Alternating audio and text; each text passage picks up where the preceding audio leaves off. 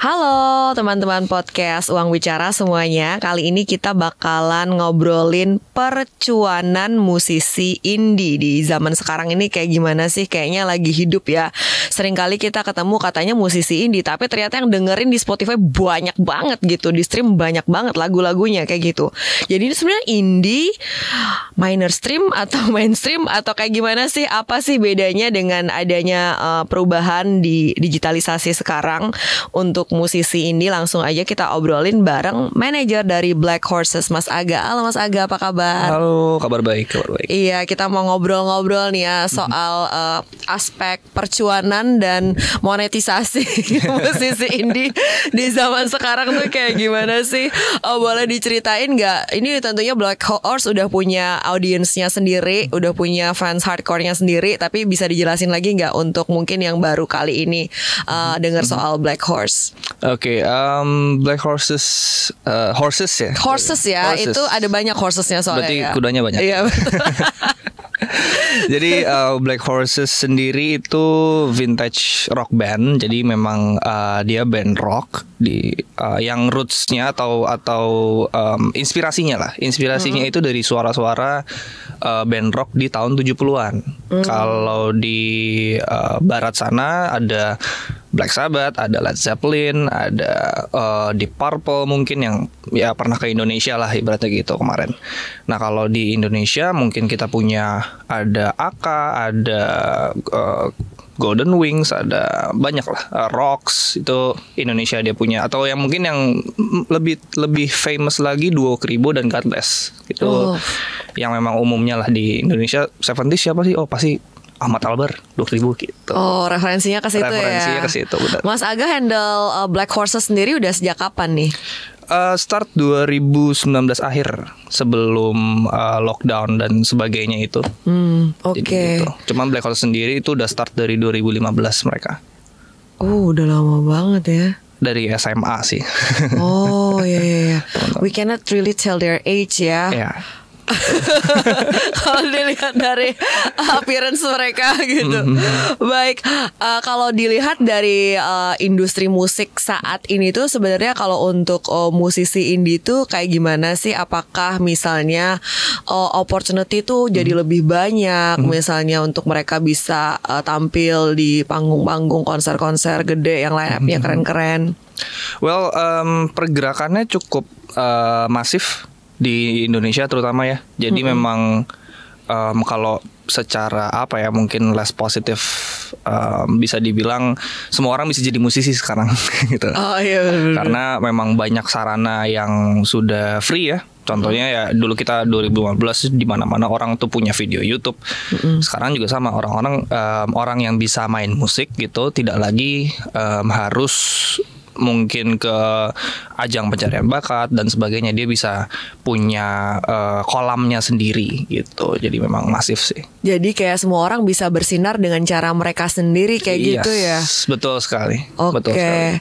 Nah tadi kalau kita bicara soal kayak gini, berarti kan definisi musik indie tuh sangat-sangat bisa jadi shifting atau juga kabur ya kalau zaman sekarang ya kan. Kayak aku misalnya kan kerja juga jadi news anchor di sebuah stasiun televisi gitu. Kita sering ngundang musisi ini, ternyata tuh yang stream musiknya tuh banyak banget. Dia tuh kayak istilahnya punya fans yang besar di sosmed mereka sendiri kayak gitu. Dan brandingnya juga sangat kuat. Nah kalau dari sisi seorang manajer, definisi musik indie tuh sekarang masih relevan atau perlu kita definisikan ulang kayak gitu?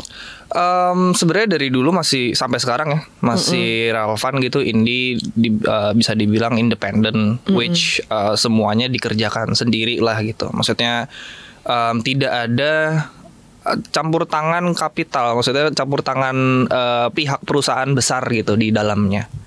Itu sih yang kita bisa tarik satu underlying gitu. Bedanya apa sih antara mainstream dan indie gitu ya? Garis benang merahnya di situ. Tidak di capital ada. Itu ya bukan berarti bahwa mereka misalnya sekarang kan banyak kita lihat ya musisi indie tapi musiknya benar-benar well loved, well received, well listened. Bahkan untuk misalnya netizen sekarang juga maksudnya yang kayaknya nggak ada roots-rootsnya anak ini gitu, tiba-tiba suka musiknya gitu. Kalau ini berarti nggak harus melulu kayak gitu ya, intinya di underlying-nya tuh capital, bahwa mereka bisa grow dengan cara mereka sendiri gitu. Betul, ya. Betul. Oke, nice banget kalau gitu. Nah tadi kan kamu bilang bahwa setiap musisi, setiap orang tuh bisa jadi musisi di zaman sekarang ini. Betul. Tapi bagaimana caranya biar bisa jadi musisi yang punya positioning yang kuat kayak gitu? Menurut kamu perlu kayak gimana sih sebenarnya? Oke, based on my experience ya, disclaimer mungkin lagi-lagi karena banyak musisi di luar sana, jadi mungkin tiap musisi punya journey yang berbeda gitu. Tapi kalau based on my experience, gimana nge-handle Black Horses, sebenarnya gampang. Gimana cara ngambil positioning yang relevan lah itu. Bisa dibilang ya tarik satu keunikan. Let's say misalkan gini, kalau kita cuma ngomongin band rock itu ada banyak banget.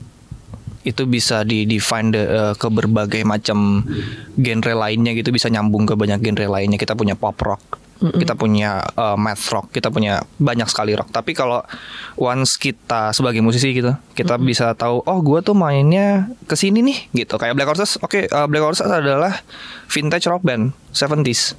Jelas, jadi dari situ benang merahnya ketarik, message yang mau disampaikan oleh musisi juga ketarik. Jadi misalkan, vintage rock band berarti referensinya Led Zeppelin, Black Sabbath, Deep Purple. Pakaiannya gimana sih? Karakter suara dari audio musiknya gimana sih? Instrumen apa yang dipakai, sampai ke hal kalau memang instrumennya, let's say kayak semua gitar pakai ampli. Tapi amplinya ampli apa? Amplifier apa? Merek apa? Tahun berapa? Nah itu memang harus dipikirin segitunya. Untuk dapat kayak, oh ini orang vintage. Gitu. Oke. Nah kalau misalnya kita bandingin scene musik indie yang sebelumnya dengan yang sekarang tuh, apa sih yang paling signifikan banget terasa perubahannya atau kemajuannya? Yang paling berasa ya mungkin lebih ke arah orang-orang dulu nggak tahu, atau lebih kayak mungkin dia nggak sadar gitu ada scene yang namanya indie. Dan oh ya udah ini musisi dia besar gitu.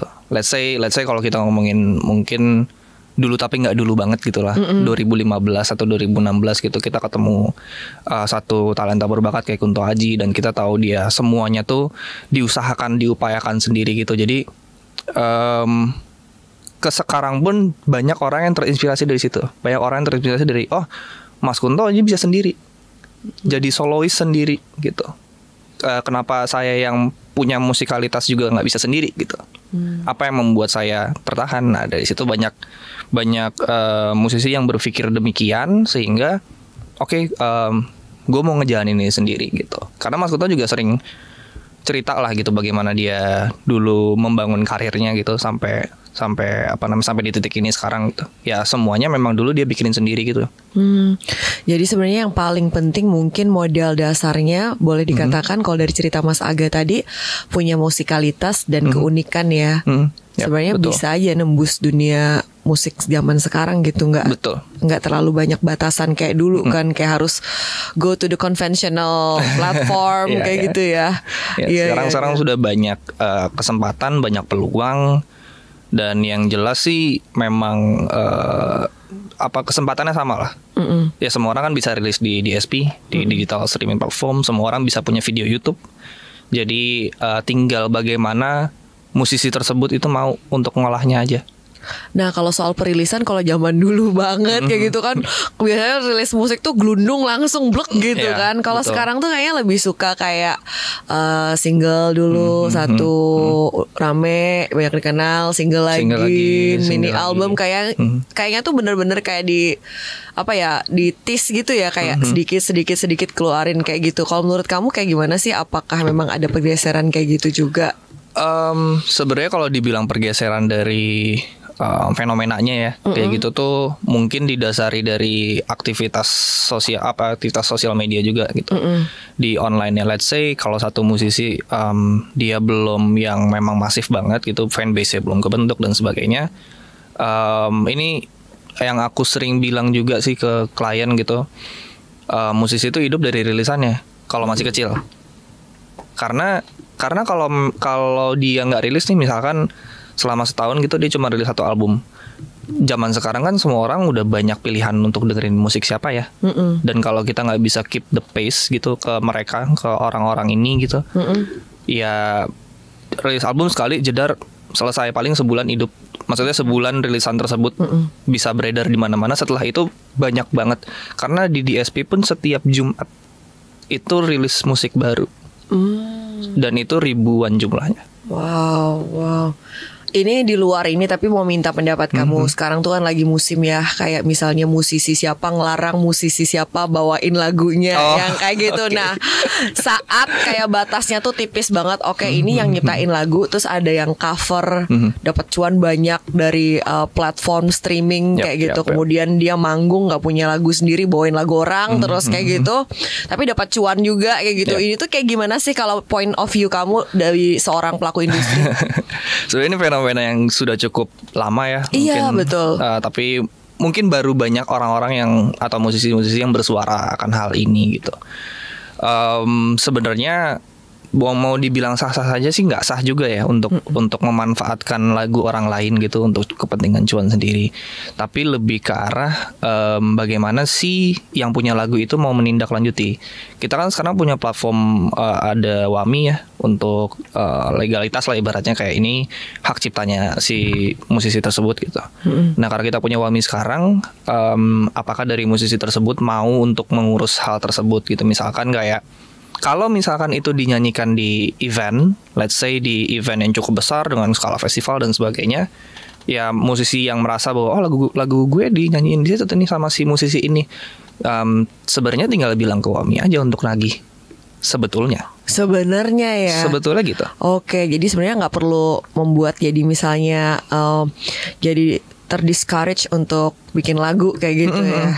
Karena memang sebenarnya sarananya untuk mengambil hak tersebut sudah ada, tinggal bagaimana musisinya mau atau enggak. Tahu juga kalau misalkan yang dinyanyikan itu ini sepengetahuanku ya soal legal royalty gini.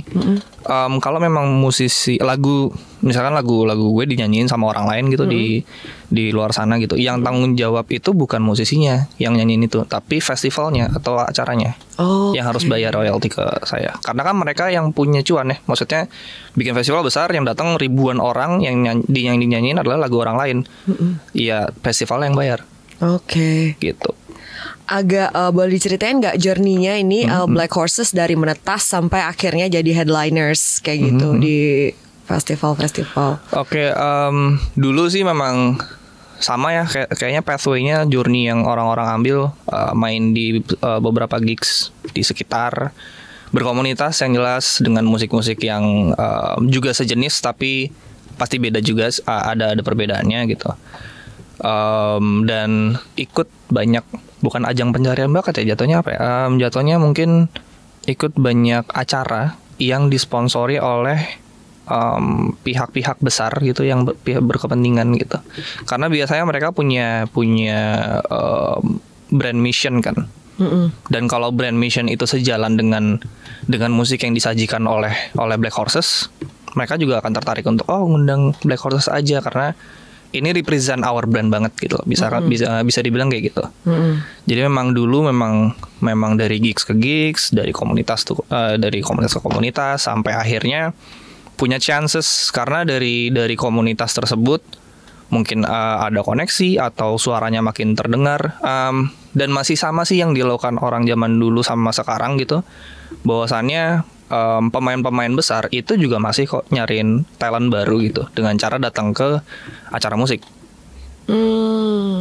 Tapi ya itu lebih ke kalau bisa dibilang hoki-hokian lah ya. Misalkan dia datang terus yang main bukan Black Horses gitu, pas lagi bukan Black Horses belum naik, ya mungkin Black Horses nggak dilihat. Oh iya, benar. Tapi kalau memang lagi lucky, dia datang, dia lihat Black Horses pas lagi naik, dan dia pikir ini oke kok, gue undang gitu. Nanti ya rezeki bakal datang sendiri sih. Jadi gitu. kayak being seen aja gitu ya, ada di situ gitu. Karena memang banyak juga cerita, kita ngobrol sama orang yang mungkin dia penggeraknya gitu di industri festival atau industri event. Mereka bilang, kita tahu kok Black Horses. Ya kita juga nggak tahu dia tahu dari mana. Iya. Cuman dia pas ditanya, kita tahu waktu itu kita nonton di sini. Waktu itu kita nonton di sini. Jadi kayak oh ternyata memang ada yang nonton kita, cuman waktunya mereka untuk menghubungi kita untuk urusan bisnis itu mungkin lain waktu gitu, nggak langsung. Mungkin bukan saat itu ya. Mungkin bukan saat itu. Noted kalau gitu. Nah, mau tahu juga nih sumber-sumber pundi-pundi percuanan dari musisi seperti Black Horses itu apa aja sih yang terutama mainnya ya? Mainnya, oke. Musisi pasti mainnya adalah manggung. Manggung Pasti. yang lebih banyak itu ya. Pasti. Oke. Kalau ditanya sumber cuan paling besar di mana? Dari manggung. Dari manggung itu bisa ibaratnya bisa banyak hal terjadi lah. Let's say kita bermusik juga dibayar gitu. Kita juga seneng ketemu fanbase. Dan juga memang orang yang belum tahu Black Horses dia tahu Black Horses gitu. Jadi cuan paling besar dari mana? Dari manggung. Cuman kan kalau manggung itu kaitannya dengan eksternal ya. Maksudnya banyak counterparts yang harus ada di situ. Jadi untuk musisi indie gitu juga harus mikirin caranya gimana kalau mereka lagi nggak manggung. Cara paling simple adalah merchandise. Itu yang apa namanya cara paling cepat lah. Gitu kan kita jual barang ya. Iya betul. Jual barang bikin dengan harga sekian, jual dengan harga sekian itu paling simpel. Cuman kan kalau itu kita harus cari. Maksudnya kalau sudah punya fanbase, jelas fanbase ada, jadi bisa jual langsung ke fanbase gitu atau jual ke temen gitu yang memang appreciate dengan musik kita. Jadi memang itu sumber cuan kedua sih rata-rata musisi indie itu dari merchandise. Kalau royalti sendiri itu seberapa persen sih? Kecil apa gimana sih? Royalti itu sangat tergantung dengan, kalau sekarang kan digital ya, tergantung dengan angka streamnya. Dan Black Horses itu by online sebenarnya gak sebesar itu. Karena memang kalau banyak yang bilang kok lu tuh band manggung gitu, bukan stream gitu. Beda halnya kan karena aku juga pegang salah satu solois gitu juga, dan indie juga. Dia streamnya 100 juta di Spotify. Wow, iya. Dan banyak karena memang base-nya dia dulu konten kreator dan orang sudah banyak tahu. Di YouTube juga sebesar itu berapa juta gitu subscriber. Jadi kalau untuk solois seperti beliau gitu lah yang uangnya dari stream baru ada tuh. Berarti kalau Black Horses ini termasuk yang segmen pendapatannya, revenue-nya itu banyaknya dari konser kayak gitu ya, tipe musisi yang emang perlu dilihat secara langsung untuk dapat full experience-nya kayak gitu ya. Betul karena memang yang disajikan secara daya jualnya ibaratnya. Daya jualnya adalah yang disajikan secara live sama yang disajikan secara digital itu beda. Jadi memang orang tuh nyariin gue mau lihat live-nya gitu. Jadi itu yang unique selling point yang dijual dari Black Horses gitu. Oke, mantap banget nih USP. Baik. Nah, kalau sebenarnya kan musisi indie kayak gitu, apakah kita juga ada perlu ngerasain kayak artinya pemerintah perlu bikin apa nih untuk lebih hidupin lagi industri musik di Indonesia, atau sebenarnya tadi organik aja kalau dari point of view kamu sendiri tuh kayak gimana sih? Sebetulnya kalau dibilang support dari pemerintah ya, memang harusnya sih sudah selayaknya itu disupport. Tapi bukan berarti pemerintah sejauh ini nggak support ya. Iya. Karena dengan di permudahnya ibaratnya, yang dulu tuh susah banget kalau aku ngalamin tahun 2015 atau ke belakang gitu, susah banget untuk bikin event gig sendiri ya, komunitas gitu. Harus ada izin keramaian lah, izin apalah. Jadi itu banyak. Kalau sekarang itu sudah ibaratnya lebih leluasa, tapi nggak yang seleluasa itu. Karena kan memang pemerintah punya regulasi ya untuk itu. Nah, yang belum disupport banget itu kalau menurutku adalah dari segi talentnya. Maksudnya gini, pemerintah itu kan bisa melihat sesuatu dari kacamatanya mereka kan. Dan kadang musik-musik yang memang sebenarnya bagus dan representing itu tidak bisa dilihat pemerintah, karena memang ya musik yang bagus dan representing itu belum tentu menjual again. Dan kalau dia tidak menjual kan berarti tidak ada banyak orang yang tahu. Tidak jadi top of mind orang-orang lah ketika ngundang festival atau bikin event gitu. Dan kadang ya lagi-lagi aku bilang tadi, pelaku besar gitu kan kadang dia datang ke acara musik. Dan kadang yang punya kesempatan untuk main di acara musik yang cukup bergengsi itu justru bukan yang memang kayaknya ini yang dicari pemerintah. Gitu. Jadi memang talent scouting untuk menjadi lebih besarnya itu sulit. Kalau kita mau ibaratnya ambil contoh kecil gitu, semua orang sekarang notice ATI Rising gitu. Semua orang notice ada label besar di luar sana yang ada talent Indonesianya gitu. Tapi again itu di luar sana dan ada orang Indonesia yang berhasil untuk masuk sana. Yang di dalam negeri nggak kurang disorot ibaratnya gitu. Kalau memang disorot pun ada beberapa talenta berbakat kayak VOB gitu, Voice of Baceprot, yang dia hijaban tapi dia mainnya metal dan itu udah tur kalau nggak salah tur Amerika kemarin. Wow. Itu yang juga disorot oleh pemerintah gitu. Jadi memang dari kita indie gitu butuh gebrakan yang memang gebrakannya tuh mungkin skalanya internasional gitu, harus Asia Tenggara, dan kalau pemerintah lihat baru dia kayak oh ini layak gitu. Jadi kenapa harus bersinar di luar dulu baru dilihat, padahal tadinya mah deket gitu ya. Iya gitu. Kok nggak dilirik gitu ya? Betul, pas deket kenapa nggak dilihat sebenarnya gitu. Oke, kayak butuh perjuangannya musisi Indonesia tuh berat ya. Jadi kayak butuh penerimaan international audience dulu untuk lo kayak bisa dilirik kayak gitu. Betul. Oke. Kemudian nih kalau menurut kamu sendiri dari sisi perlindungan haki dan lain-lain, apakah musisi indie itu lebih rentan atau sama aja sebenarnya risknya? Untuk perlindungan haki ya, musisi indie lebih rentan. Dibilang lebih rentan enggak juga sih, karena memang tidak terlindungi oleh haki yang memang secara legality ya. Lagu ini dengan notasi ini, dengan nama band ini gitu adalah miliknya si ini gitu kan. Memang kita yang ini kan nggak kepikiran ke sana ya. Yang kita pikirin ya udah gimana lagu kita nyampe luar aja, nyampe orang gitu kan. Itu udah kepuasan tersendiri gitu lah buat beberapa musisi indie.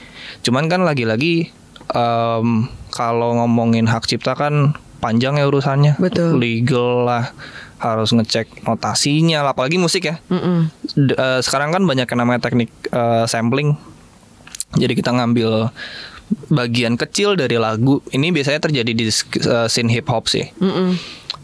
Mengambil bagian kecil dari lagu gitu, lagu yang mungkin cukup terkenal gitu. Let's say kalau luar negeri ada The Script gitu, diambil, disampling, di loop gitu, terus mereka isi bagian rapnya semuanya gitu. Jadi kan itu yang sangat tidak rentan gitu lah untuk masalah hak cipta gitu.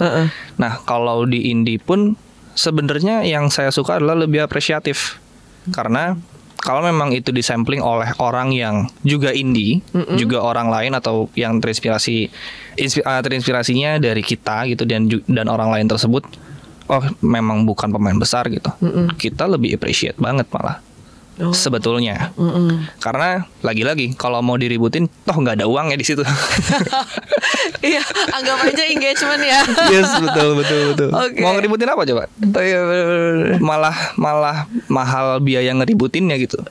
Mendingan kita rangkul sekalian. Oh berarti memang musik saya mengubah musisi tersebut gitu. Dan itu mungkin milestones yang orang-orang nggak banyak tahu bahwa itu sebuah milestones gitu. I see. Jadi kayak kolaborasi daripada konfrontasi. Yes, betul. Oke, Aga boleh nggak minta outlook industri musik indie itu bakalan kayak gimana nih di beberapa tahun mendatang kalau di Indonesia? Ini yang cukup bisa dibilang unpredictable. Kalau let's say gini, kalau misalkan pemain besar gitu kayak label-label besar, kita bisa tahu artis yang dirilis sama mereka, lagu yang dikeluarkan, kita bisa kurang lebih ya udah begini gitu. Kita sudah tahu karakternya mereka semua gitu. Kalau indie ini bisa dibilang lagi di mana nih ramenya gitu. Karena kalau bisa ngomong fenomena gitu, 2015 tiba-tiba semua orang itu nonton Bara Suara, tiba-tiba semua orang tuh nonton Efek Rumah Kaca, nonton 420 gitu. Jadi kayak nonton The Upstairs. Jadi tahun segitu pun nggak ketebak kan. Ternyata mereka yang di mana-mana gitu.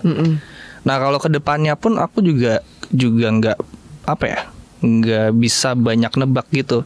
Tapi yang aku tahu patternnya memang setiap tahun itu berubah gitu loh. Benderanya ada di siapa, yang ramai itu di siapa lagi-lagi karena memang semua orang punya kolamnya masing-masing. Ketika orang yang dengerin metal dan rock, dia punya kolam sendiri yang memang orang-orang di pop gitu atau di jazz nggak dengerin ke sana. Dan semuanya ibaratnya kalau dibilang secara negatif semuanya asik sendiri gitu. Oh iya.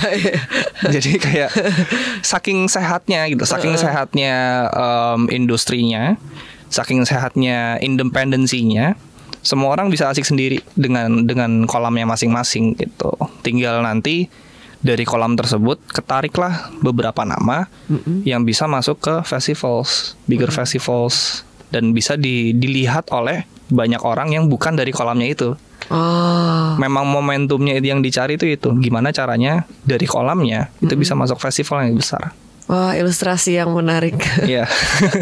Mas Aga boleh kasih closing statement kah untuk teman-teman podcast Ruang Bicara? Untuk teman-teman podcast Ruang Bicara ya. Kalau closing statement, oke. Kalau mau bikin musik bikin aja. Kalau mau rilis aja. Kontak ke Mas Aga gitu ya.